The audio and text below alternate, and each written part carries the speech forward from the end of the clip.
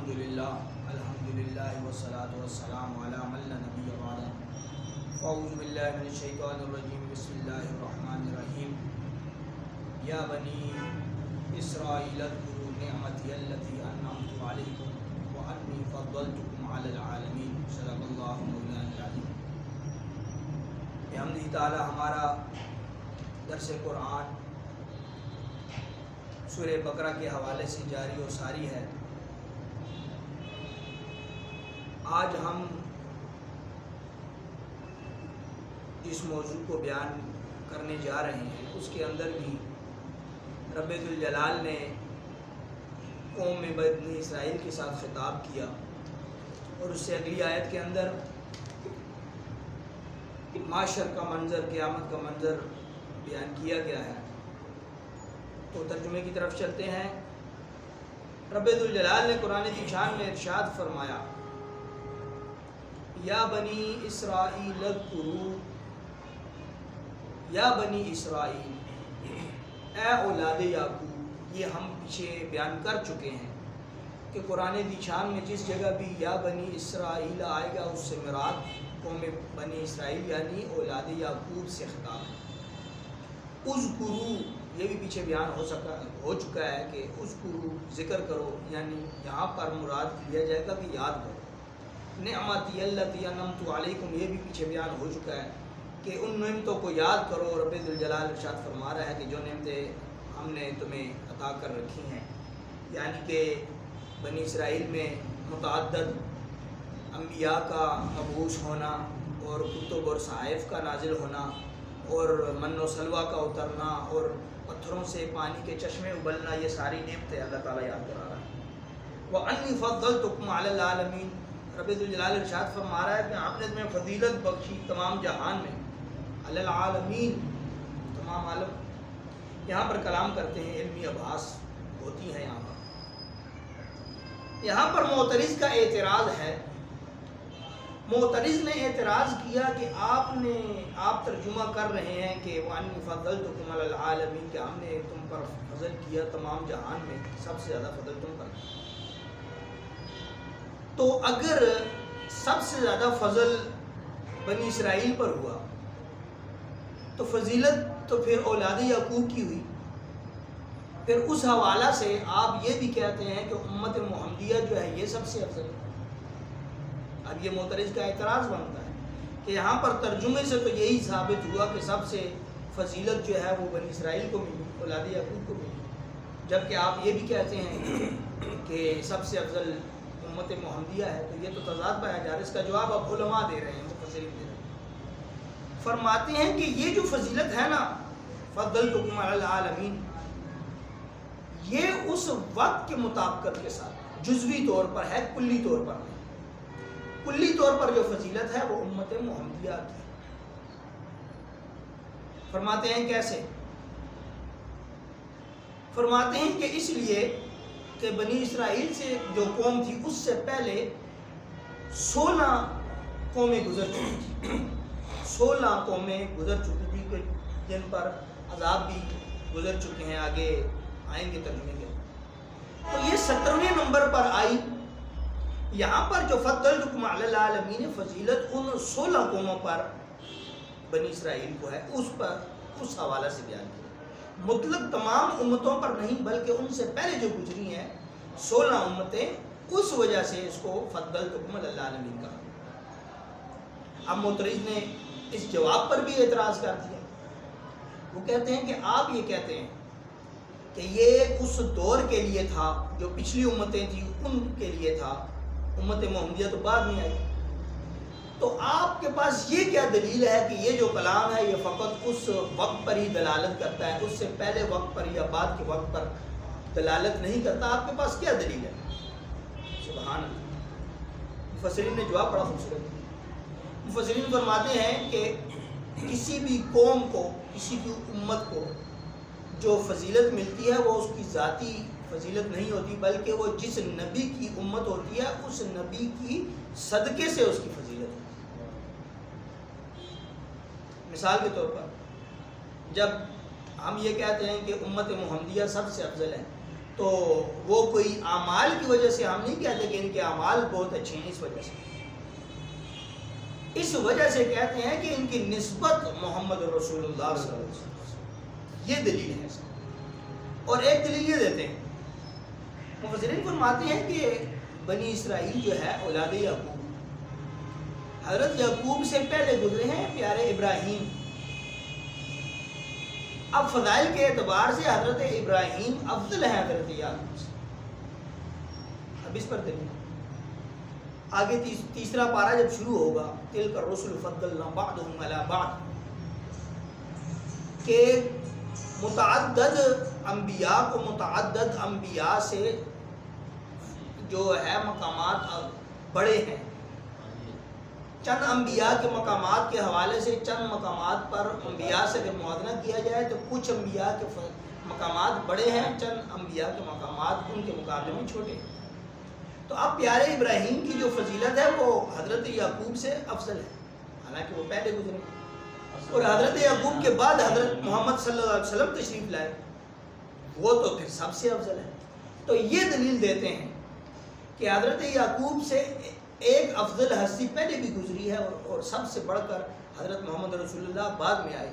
تو اس سے یہ استدلال دیا جاتا ہے کہ یہ جو حضرت یعقوب کو اور حضرت یعقوب کی جو قوم کو فضیلت جو بیان ہو رہی ہے قرآن میں، وہ اس وقت کی مناسبت سے، یہ دلائل ہے۔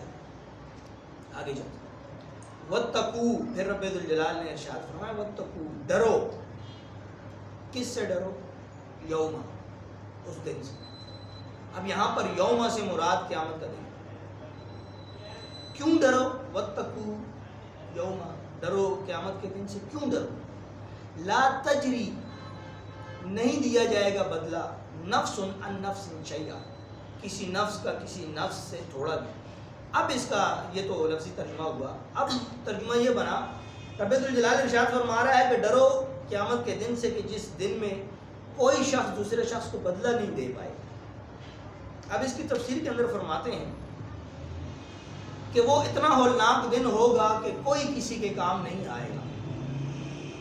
قرآن ذی میں 30ویں پارے میں وَأُمِّهِ وَأَبِيهِ وَصَاحِبَتِهِ وَبَنِيهِ، ماں باپ بہن بھائی عزیز رشتہ دار سب چھوڑ جائیں گے۔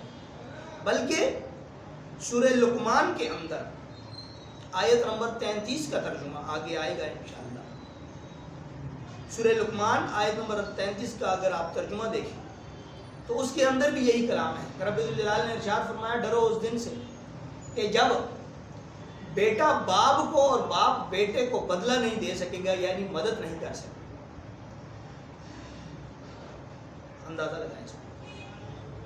تو کہنے کا مقصد یہ ہے کہ رب الجلال ارشاد فرما رہا وَاتَّقُوا يَوْمًا لَا تَجْرِي نَفْسٌ عَن نَفْسٍ شَيْئًا، کہ جب کوئی بھی کسی کو کوئی بدلہ نہیں دے پائے۔ یہاں پر ایک تفسیر یہ بھی ہے، مفسرین نے بیان کی ہے کہ اس سے مراد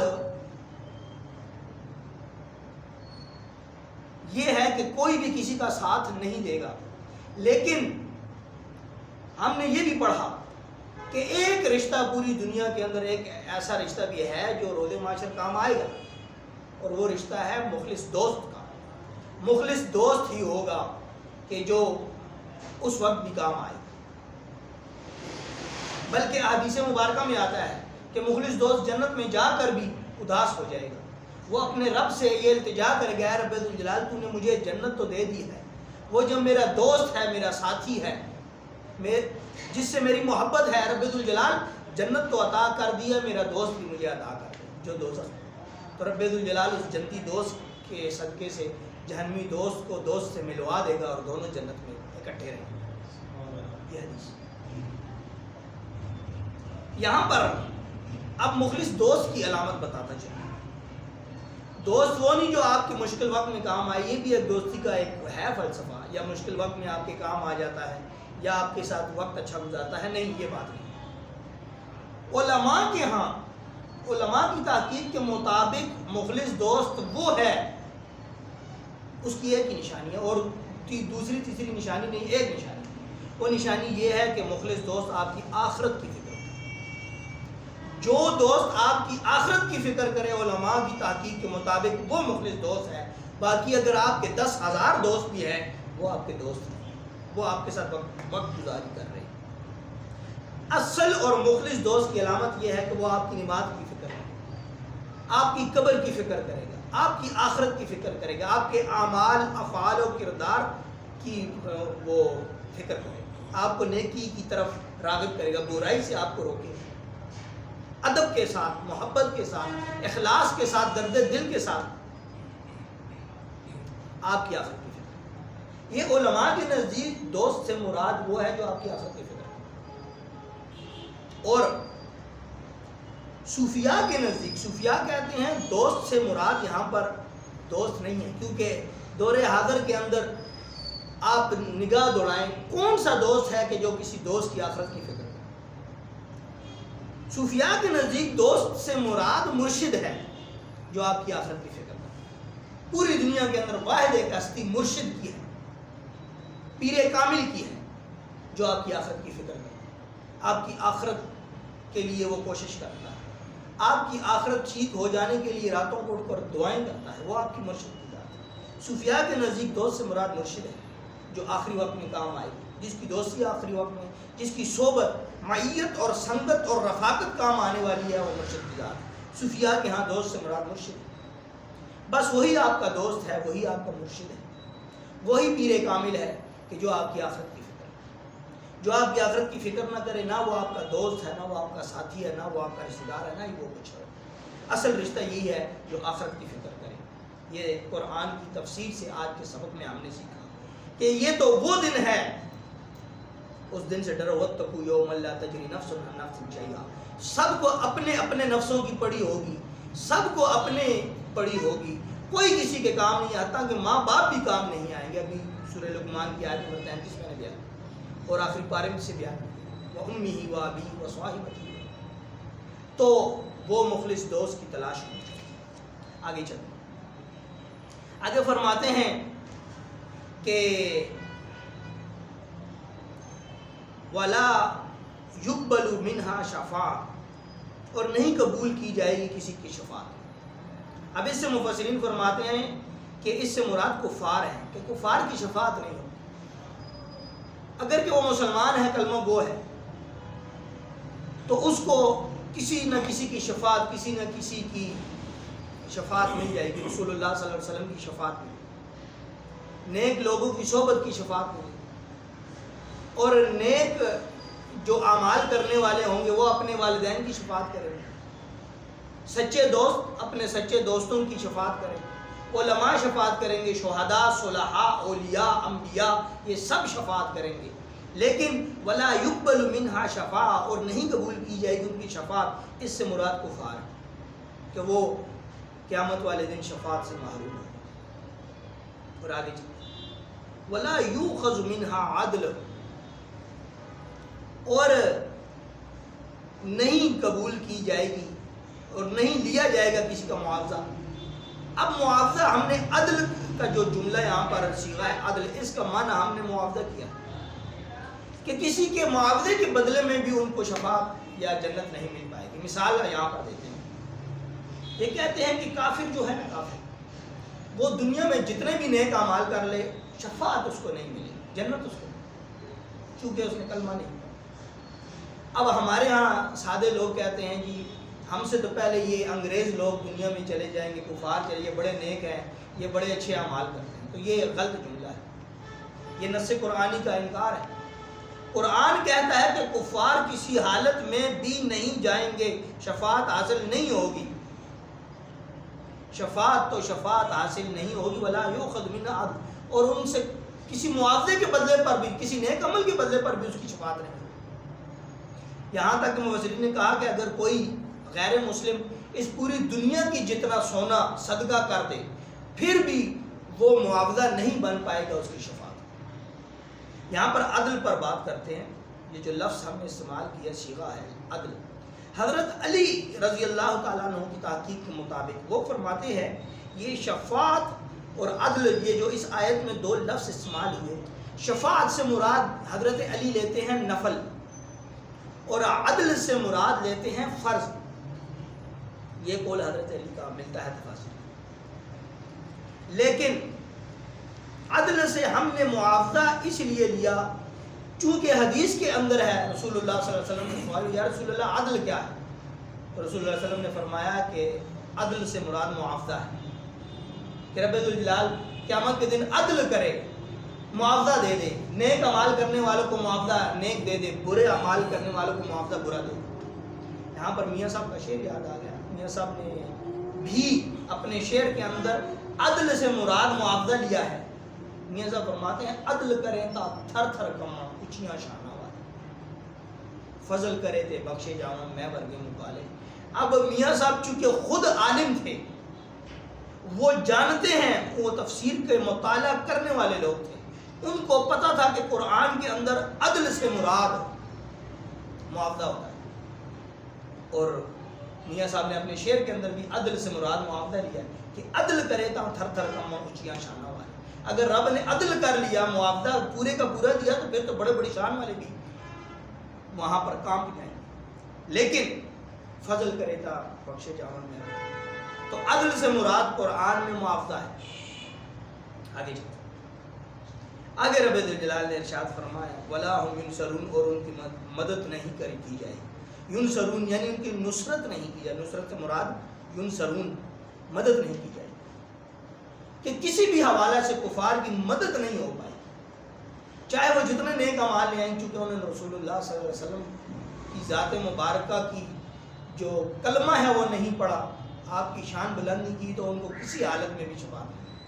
اور وَلَا هُمْ يُنْصَرُونَ سے مراد آگے آخری پارے میں ایک جگہ پر ہے جس کے حوالے سے بیان کر رہا ہوں، روز قیامت ان کی مدد نہیں کی گئی۔ 30ویں پارے کے اندر سورہ طارق ہے، سورہ طارق کی آیت نمبر 10 ہے، فَمَا لَهُ مِن قُوَّةٍ وَلَا نَاصِرٍ۔ انشاءاللہ اگر زندگی رہی 30واں پارہ بیان کریں گے تو اس میں سورہ طارق کو اس کو بیان کریں گے تفصیل سے۔ ضمناً بات کر دوں وَلَا هُمْ يُنْصَرُونَ کہ ان کی مدد نہیں کرے، اور اس مقام میں 30ویں پارے میں سورہ طارق کے اندر 10ویں آیت کے اندر رب کیا فرما رہے ہیں، فَمَا لَهُ مِن قُوَّةٍ، اور وہ قوت بھی نہیں رکھ سکیں گے کہ رب کی بارگاہ میں کچھ بات کر سکیں، رب سے اپنے آپ کو بخشوا سکیں۔ فَمَا لَهُ مِن قُوَّةٍ لَا نَاصِرٍ، اور نہ ہی کوئی ناصر ہوگا، نصرت کرنے والا نہیں ہوگا، مدد کرنے والا نہیں ہوگا۔ وہاں پر بھی رب کے قرآن نے اشارہ کیا کہ نہ وہ خود اپنی مدد کر پائیں گے، اور نہ ہی وَلَا هُمْ يُنْصَرُونَ، اور نہ ہی ان کا کوئی نصرت کرنے والا ہوگا۔ فَمَا لَهُ مِن قُوَّةٍ وَلَا نَاصِرٍ، ان کا مدد کرنے والا بھی کوئی نہیں۔ اور وہی بات ادھر ہو رہی ہے، یہاں پر اسی انداز میں ہو رہی وَلَا هُمْ يُنْصَرُونَ، اور ان کی مدد کرنے والا، نصرت کرنے والا کوئی نہیں ہوگا۔ تو مجموعہ کلام یہ بنا کہ پہلی آیت کے اندر رب الجلال نے بنی اسرائیل کو نعمتیں یاد کرائیں اور ان کی فضیلت کا ذکر کیا، لیکن ہم نے یہ بیان کیا کہ وہ جزوی فضیلت تھی، کلی فضیلت نہیں تھی، کلی فضیلت امت محمدیہ کی۔ اور پھر رب الجلال نے قیامت کی وہ ہولناکی یاد کرائی کہ ڈرو اس دن سے کہ جب کوئی نفس کسی نفس کو فائدہ نہیں دے گا، کوئی بھی رشتہ کام نہیں آئے گا سوائے ایک ہی رشتہ دوستی کا کام آئے گا، اگر وہ بھی مخلص ہوا تو۔ اور دوستی سے مراد مخلص دوست ہے، مخلص دوست وہی ہے جو آخرت کی فکر کرنے والا ہے تمہاری، اور تمہاری قبر کی فکر کرنے والا ہے، اور یا اس سے مراد مرشد ہو سکتی ہے۔ اور جو کفار ہیں وہ چاہے جتنے نیک اعمال بھی کر لیں، ان کا نیک عمل ان کو کام نہیں آئے گا۔ وَلَا هُمْ يُنْصَرُونَ، اور نہ ہی ان کی مدد کرنے والا کوئی ہوگا۔ تو آج کے دن کے لیے اتنا ہی کافی ہے۔ دعا ہے رب الجلال عمل خالص کی توفیق عطا فرمائے، اور جو ہم نے قرآن ذی شان کے مفاہیم بیان کیے اس پر عمل پیرا ہونے کی توفیق عطا فرمائے۔ وما توفیق